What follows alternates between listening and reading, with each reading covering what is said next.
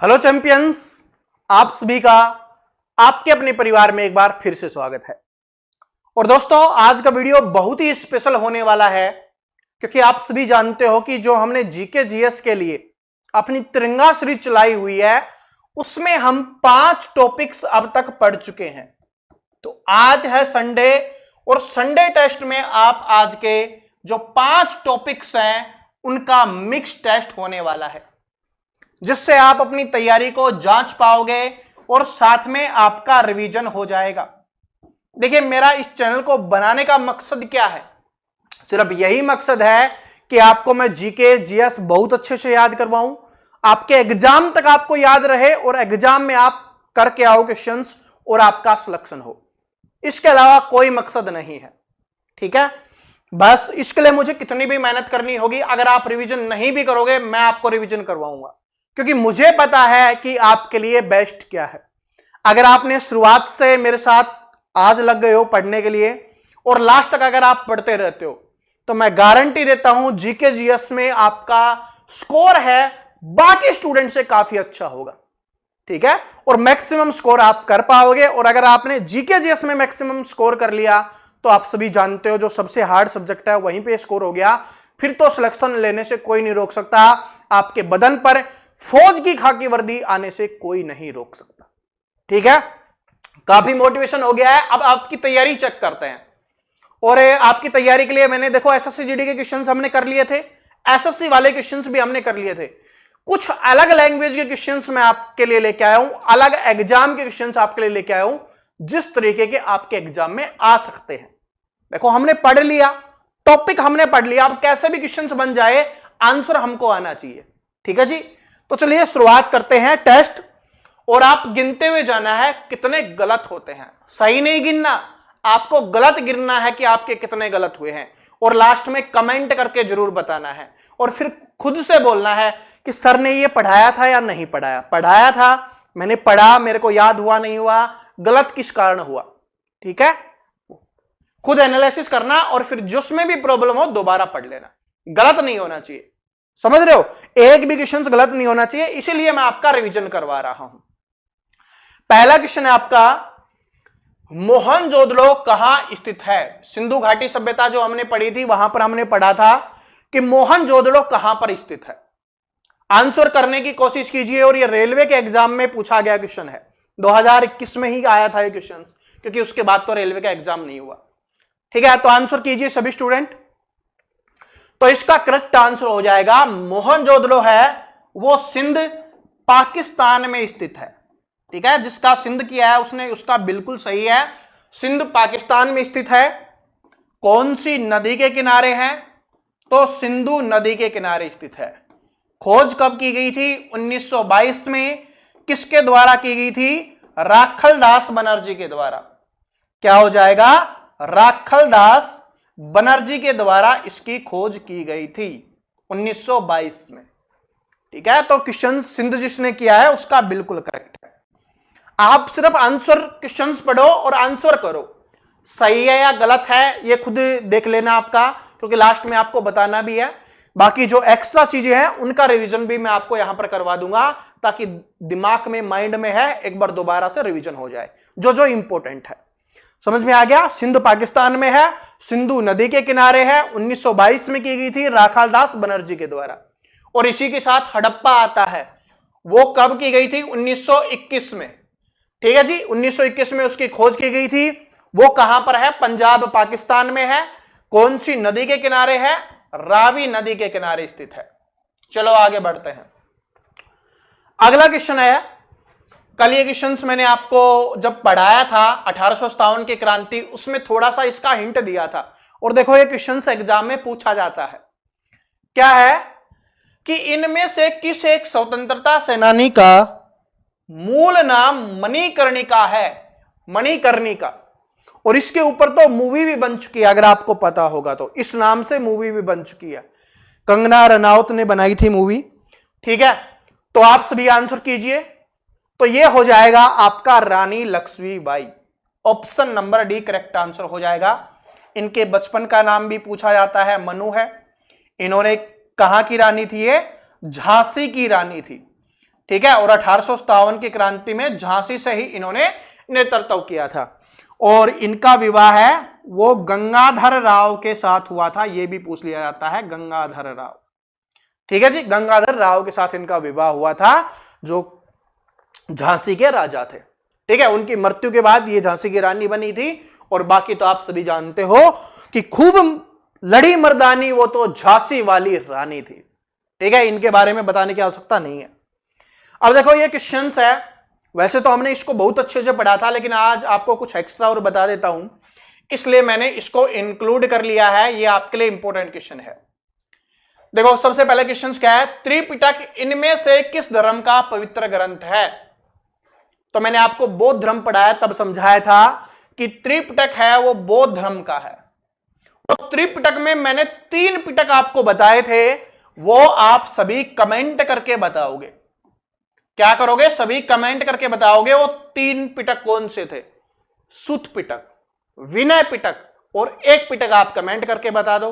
ठीक है, वरना फिर उसका आंसर भी मैं बता दूंगा कौन कौन सा था। एक तो आपका सुत पिटक था, ठीक है, और इसके अलावा आपका विनय पिटक हो गया, विनय पिटक। उसके अलावा कौन सा था? आंसर आ गया होगा, कमेंट कर दिया होगा, अभिधम पिटक। ठीक है, अभिधम पिटक। ये थे आपके 3 पिटक, और इन तीनों को मिलाकर त्रिपिटक बोला जाता है। तो त्रिपिटक है वो बौद्ध धर्म का पवित्र ग्रंथ हो जाएगा। ठीक है, आंसर करने की भी आवश्यकता नहीं है, हो सकता है किसी को याद ना हो तो दोबारा रिवीजन करवा दिया है। आप नए 3 चीजें और याद कर लो। अगर आपसे जैन धर्म का पवित्र ग्रंथ पूछेगा तो वो हो जाएगा आपका आगम। याद कर लेना, जैन धर्म का पवित्र ग्रंथ वो हो जाएगा आपका आगम। पारसी धर्म का पवित्र ग्रंथ पूछेगा तो जैन अवेस्ता हो जाएगा आपका। और अगर सिख धर्म का पूछेगा तो गुरु ग्रंथ साहिब हो जाएगा। ठीक है, तो ये चारों के चारों याद कर लेने हैं। जैन का हो गया आगम, बौद्ध का हो गया त्रिपिटक, पारसी का हो गया जैन अवेस्ता, और सिख का हो गया सिख धर्म का गुरु ग्रंथ साहिब। ठीक है, देखो बौद्ध धर्म मैंने आपको पढ़ा दिया था, और बाकी धर्म के मैंने आपको नोट्स दे दिए थे अपने टेलीग्राम पे। जिन्होंने अभी तक नोट्स नहीं पढ़े होंगे उनको नहीं पता होगा, और जिन्होंने पढ़ लिए होंगे उनको पता होगा। ठीक है जी, तो ये क्वेश्चन इंपॉर्टेंट था क्योंकि इनमें से कोई भी पूछ लेता है, इसलिए मैंने आपको बता दिया है। बोला था ना कि धीरे धीरे रिवीजन भी आपको करवा दूंगा।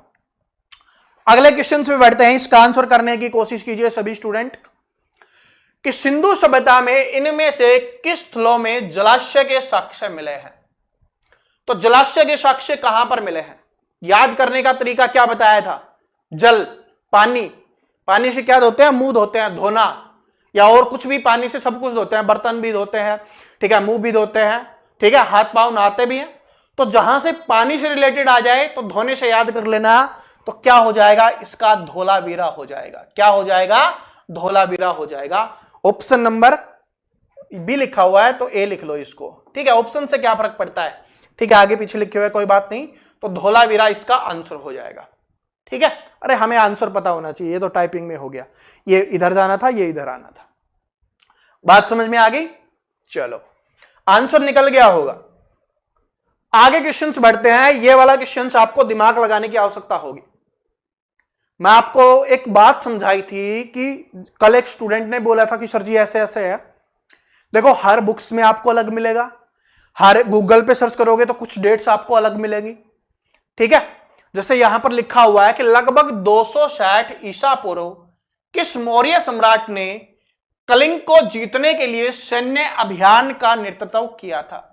और यह रेलवे के एग्जाम में पूछा गया ऑफिशियली क्वेश्चन है। और हमने पढ़ा था कि जो कलिंग का युद्ध है वो 261 ईसा पूर्व हुआ था।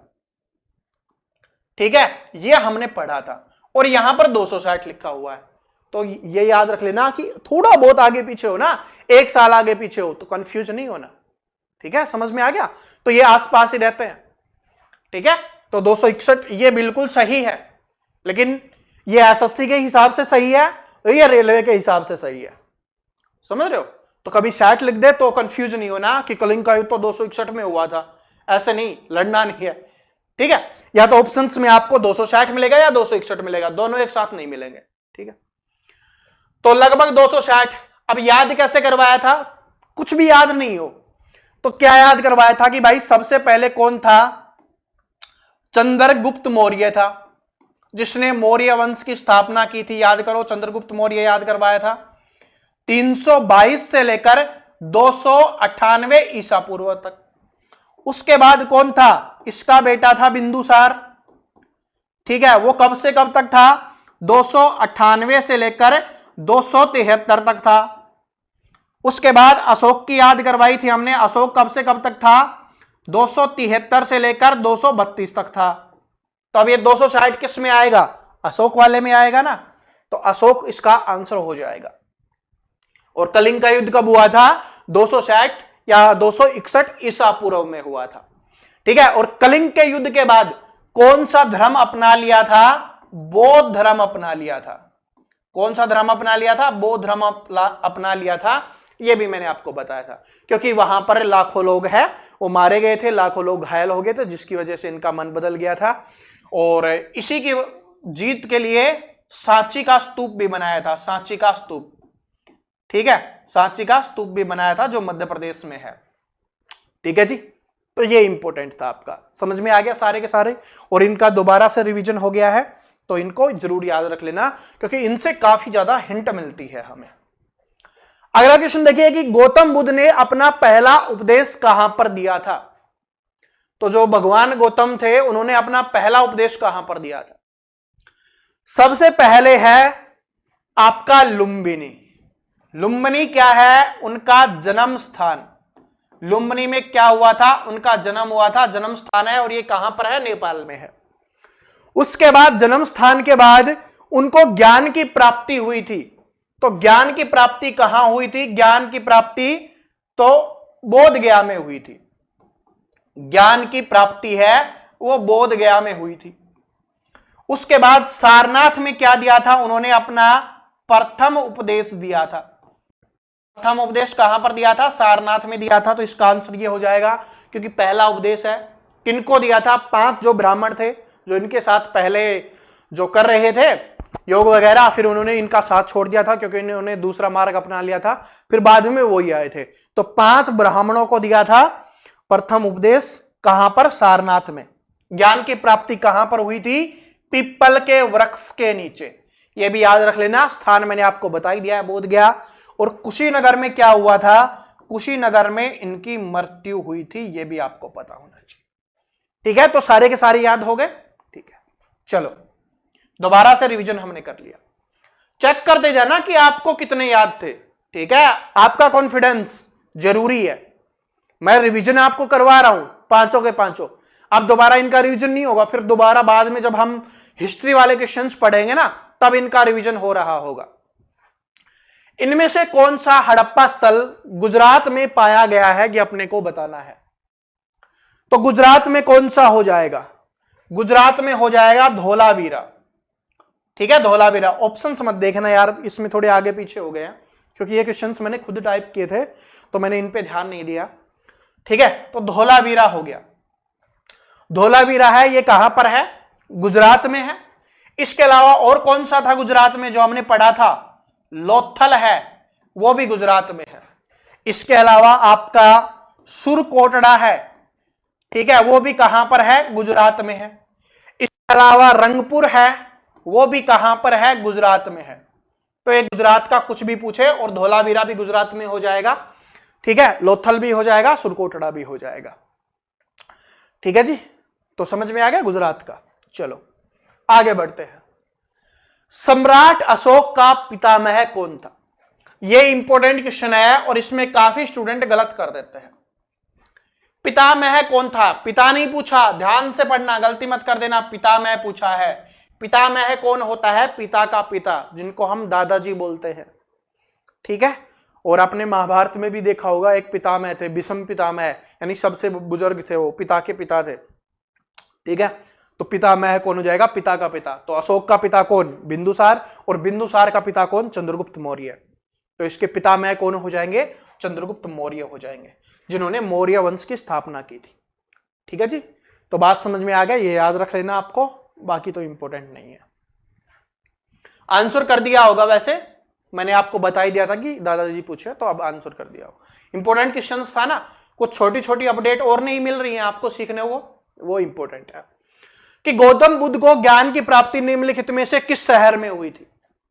अब आज तक मैंने क्वेश्चन नहीं पूछा, आज जो पूछा था उसका भी आंसर कर दिया, और ये मैंने आपको अभी बताया था, तो इसका आंसर सभी स्टूडेंट कमेंट करके बताएंगे कि इसका आंसर क्या हो जाएगा।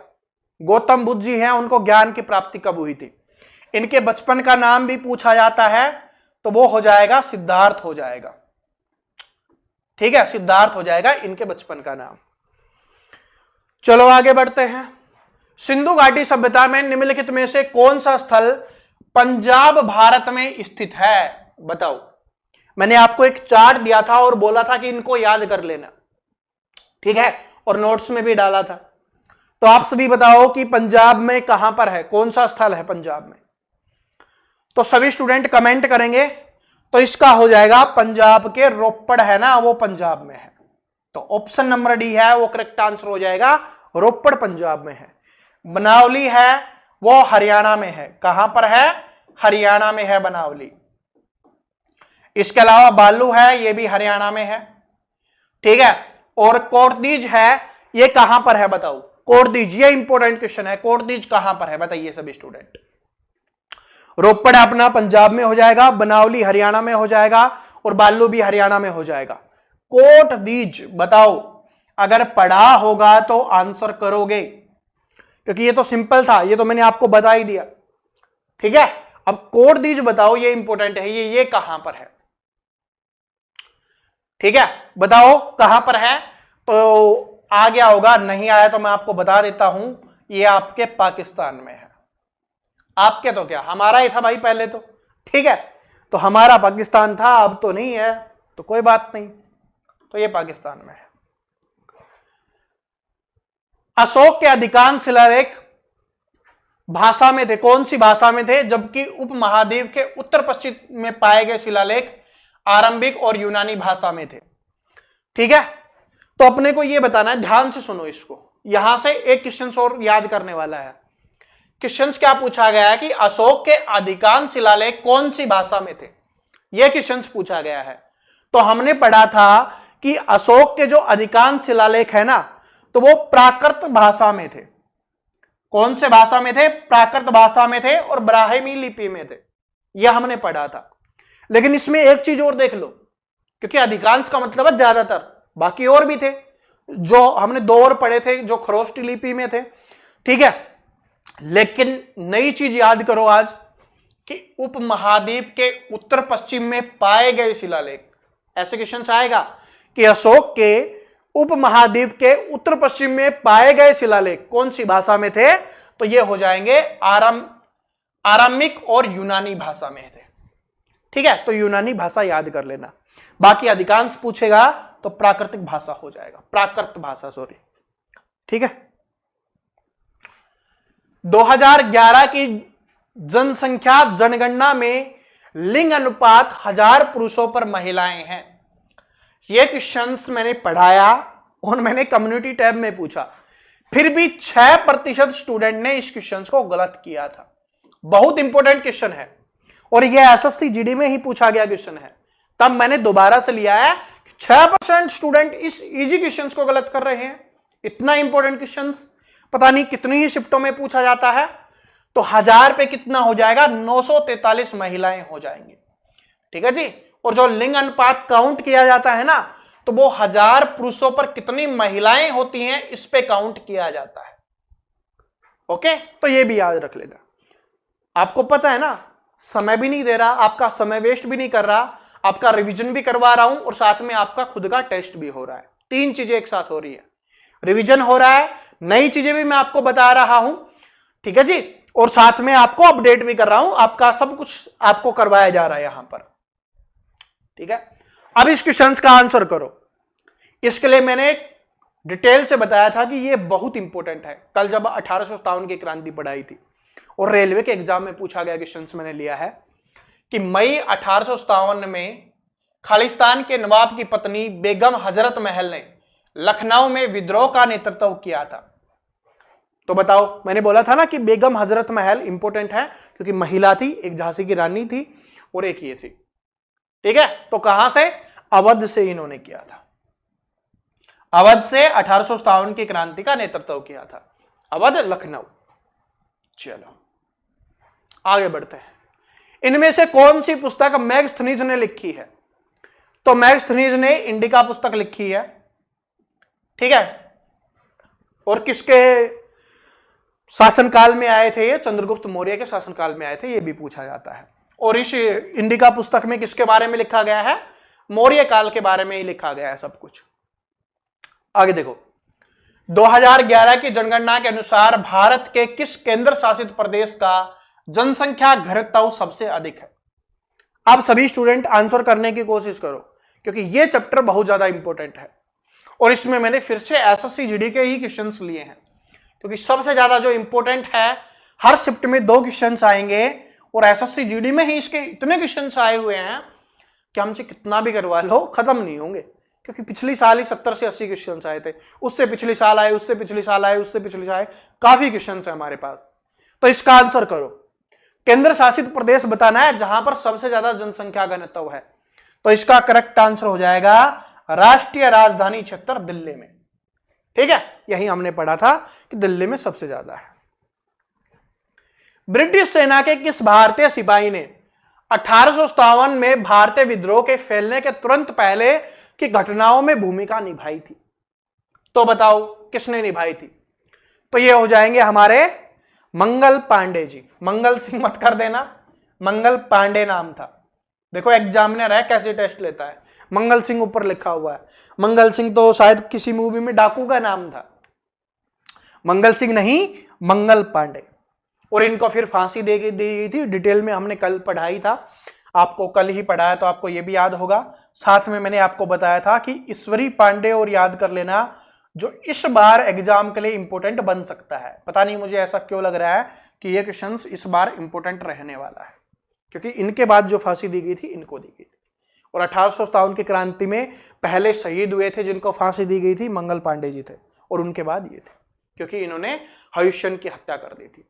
ठीक है, चलो। चंद्रगुप्त मौर्य के गुरु कौन थे? चंद्रगुप्त मौर्य के गुरु थे, यहां पर भी आपको देखो, यहां पर दिखेगा आपको काफी चीजें। ठीक है, कंफ्यूजन वाला है कि विष्णु गुप्त था या विष्णु शर्मा था। मैंने आपको बताया था कि चंद्रगुप्त मौर्य के गुरु कौन थे? कौटिल्य, उनका दूसरा नाम था चाणक्य, तीसरा नाम था उनका विष्णुगुप्त। विष्णुगुप्त। अब बताओ कौन सा आंसर है? तो क्या हो जाएगा? विष्णुगुप्त आंसर हो जाएगा, विष्णु शर्मा नहीं होगा, विष्णुगुप्त आंसर हो जाएगा ऑप्शन नंबर बी। कौटिल्य नाम आ जाए, चाणक्य नाम आ जाए, विष्णुगुप्त आ जाए। और इन्होंने एक पुस्तक की रचना की थी, वो भी पूछा जाता है एग्जाम में, वो थी अर्थशास्त्र, जो राजनीति के बारे में हमें बताती है। ठीक है, राजनीति के बारे में हमें नॉलेज देती है, जानकारी देती है, तो ये भी याद रख लेना। अगला क्वेश्चन है कि 2011 की जनगणना के अनुसार भारत की जनसंख्या 121.1 करोड़ थी, जिसमें महिलाओं की जनसंख्या कितने प्रतिशत थी, यह अपने को बताना है। महिलाओं की जनसंख्या, देखो ज्यादा फर्क नहीं था। ठीक है, थोड़ा फर्क था, तो बताओ कौन सा हो जाएगा? तो यहां पर करेक्ट आंसर हो जाएगा ऑप्शन नंबर सी। महिलाओं की जनसंख्या थी 48.5%, तो पुरुषों की कितनी हो जाएगी? 51.5%। ठीक है जी।